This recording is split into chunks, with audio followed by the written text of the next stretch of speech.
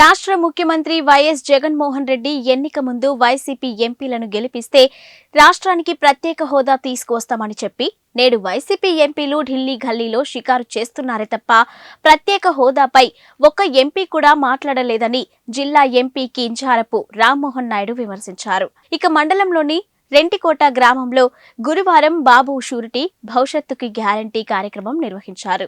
ముందుగా పలాస టీడీపీ కార్యాలయం నుంచి రెంటికోట గ్రామం వరకు టీడీపీ నాయకులతో కలిసి ఎంపీ రామ్మోహన్ నాయుడు, టీడీపీ రాష్ట్ర ప్రధాన కార్యదర్శి గౌతు శిరీష బైక్ ర్యాలీ నిర్వహించారు.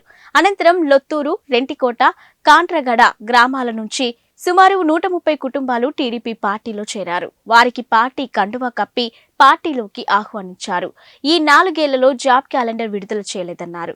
ఇక ఎన్నికల ముందు 2.30 లక్షల ఉద్యోగాలకు నోటిఫికేషన్ విడుదల చేస్తామని చెప్పి నిరుద్యోగులను మోసం చేశారని ఆరోపించారు. మెగా డీఎస్పీ వేస్తామని చెప్పి ఎందుకు వేయలేదని ప్రశ్నించారు. ఇక వైసీపీ ప్రభుత్వంలో విద్యుత్, ఆర్టీసీ, పెట్రోల్, డీజిల్ ధరలు విపరీతంగా పెంచడంతో రాష్ట్ర ప్రజలు తీవ్ర ఇబ్బందులు పడుతున్నారని ఆవేదన వ్యక్తం చేశారు. ఇంటికి వచ్చిన తర్వాత మా ప్రభుత్వం ఉంది, పెన్షన్లు కావాలా వద్దా, ఆసరా కావాలా వద్దా, చేయూత కావాలా వద్దా, ఇచ్చిందేమీ ఉండదు కానీ చెప్పడానికి మాత్రం అన్ని ఇది కావాలా వద్దా, అది కావాలా వద్దా, ఇవన్నీ కూడా రాకుండా ఉండాలంటే నువ్వు తెలుగుదేశం పార్టీకి సపోర్ట్ చేయడానికి లేదు, జనసేనకి సపోర్ట్ చేయడానికి లేదు, నువ్వు ఈ కార్యక్రమాలు ఎటెండ్ అవ్వడానికి లేదు అని గాని ఏ వాలంటీర్ గాని ఏ వైసీపీ నాయకుడు గాని మీ దగ్గరికి వచ్చాడనంటే వాళ్ళకి భయం ఉన్నట్టే అనేది మీరు అందరూ కూడా తెలుసుకోవాలి. వాళ్ళకి భయం లేదంటే మనం వేల మందితో మనం ఇక్కడ ఎలాంటి సభలు పెట్టుకున్నా సరే వాళ్ళు చేపట్టుకున్నట్టుగా ఉండకూడదు.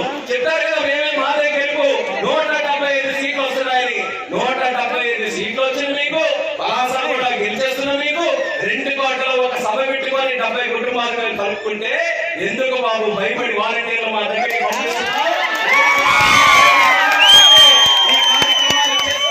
కాబట్టి రేపు వాలంటీర్ వస్తే ధైర్యంగా ఉండేది మేము, భయపడుతున్నది నువ్వని తేలిపోతుంది. పంపించగలిగితే పంపించుకో, సిద్ధంగా ఉండాలి తెలియజేస్తాను. ఎక్కడైనా మన తాలూకు ఉద్యోగాలంటే కోడి ఇప్పుడే వచ్చింది, పొందగాలి, పొందిన తర్వాత మళ్ళీ కూడా ఆ రకమైనటువంటి మంత్రులుంటే రాష్ట్రం ఎక్కడైనా బాగుపడుతుందా అనేది ప్రభుత్వంలో కూడా ఆలోచించాలి. ప్రత్యేక హోదా తెస్తామన్నాడు. ప్రత్యేక హోదా తేవాలంటే ఎంపీలందరినీ కూడా గెలిపించండి అన్నారు. మరి అది కూడా మాయమాటలు నమ్మారు ప్రజలు. 22 మంది ఎంపీలు గెలిపించారు. 22 మంది ఎంపీలు గెలిపించి పార్లమెంట్ కు పంపిస్తే ఈ 4 సంవత్సరాల 9 నెలల్లో అనేకమైనటువంటి పార్లమెంటు సభలు జరిగాయి. ఎన్నో సందర్భాల్లో పార్లమెంట్ లో చర్చలు జరిగాయి. ఒక్కసారైనా సరే వైఎస్ఆర్ కాంగ్రెస్ పార్టీకి సంబంధించి ఒక్క ఎంపీ అయినా ధైర్యంగా పార్లమెంట్ లో నిలబడి ఎదుట మోదీ ఉంటే మా రాష్ట్రానికి ప్రత్యేక హోదా కావాలని దమ్ము ధైర్యంగా అడిగినటువంటి ఒక్క ఎంపీ అయినా ఈ వైఎస్ఆర్ కాంగ్రెస్ పార్టీలో ఉన్నారా అనేది మీకు అందరికీ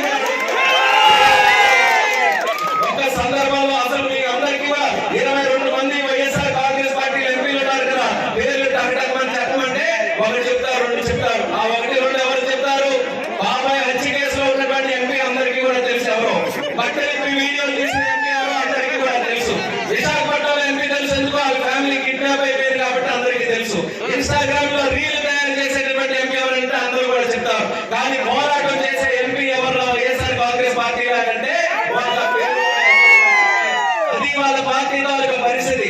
ఓట్లు వేసుకొని గెలిపిస్తే షికారు యాత్రలు చేస్తున్నారు, ఢిల్లీలో మొత్తం గడుపుకుంటున్నారు, ఢిల్లీలో మన రాష్ట్రాన్ని తాకట్టు పెడుతున్నారు. కానీ ఒక్కరు కూడా మన రాష్ట్రంలో ఏం కావాలి, రాష్ట్ర అవసరాలు ఏంటనేది పార్లమెంట్ లో ధైర్యంగా మాట్లాడేటటువంటి సత్తా లేదు.